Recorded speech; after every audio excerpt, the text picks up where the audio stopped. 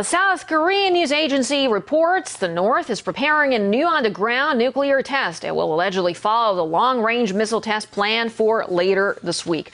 And in a rare move, foreign reporters were allowed to see firsthand the fully prepared rocket at the launch site. The North's aim is to put a communications satellite into orbit, but the U.S. and South Korea say it might be a covert ballistic missile test.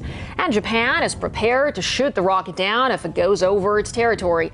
For analysis, let's join now Dr. Tim Beale, researcher and Asia specialist from New Zealand. Tim, thanks very much for being here with us in the program. Now, pleasure. The news report about the possible nuclear test comes from a South Korean news agency, citing an unnamed intelligence official. How credible do you think is that? Well, we know it's an election ploy. It's what the South Koreans call the North Wind, where they use an instance involving the North to consolidate votes around right-wing candidates in the South. We have an general election in South Korea on Wednesday, so it's clearly aimed at that. We know, we can guess, I think, that if there are further sanctions on North Korea after the satellite test, and this is a satellite test, not a missile test, if there are sanctions, then one would guess that the next stage further down the track will be another nuclear test. But beyond that, we don't know. And this is clearly just an election ploy. Well, why do you think would Pyongyang be planning a nuke test now? Basically just to pick up on what you were saying earlier and risk a possible failure. You've given the answer. They wouldn't now. They would do it further down the track if that was necessary. We have to remember that the whole point about North Korean strategy is to force the Americans into peaceful coexistence. So these nuclear tests are all part of that.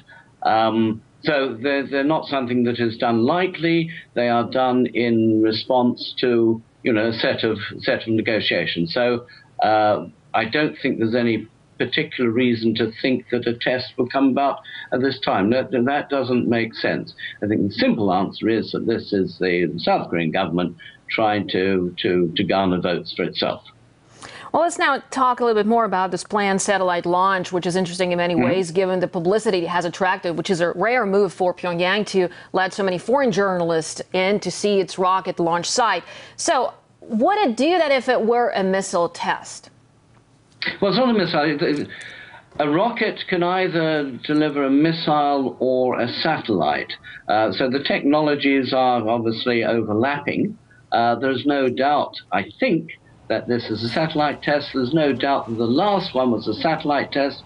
And apparently you can easily tell from the trajectory. If you look at the trajectory of a rocket, you can tell whether it's launching a satellite, attempting to launch a satellite, or testing a missile. So there's no doubt that it is, in fact, launching a satellite, attempting to launch a satellite.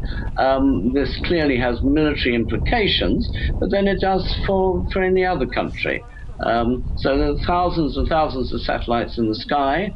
And I think the interesting one is Japan, which people tend to overlook. And the Japanese are making a lot of fuss about this launch, threatening to shoot down the rocket, etc., etc. Now, the Japanese, in recent years, have launched lots of satellites. Japan is what is called a threshold state. It has a very advanced nuclear industry, and it has advanced rocketry. And if political decisions are taken, and perhaps if it gets permission from Washington, it can very rapidly become a major nuclear weapons state. And the Japanese like to use the Koreans as a means of pushing that forward.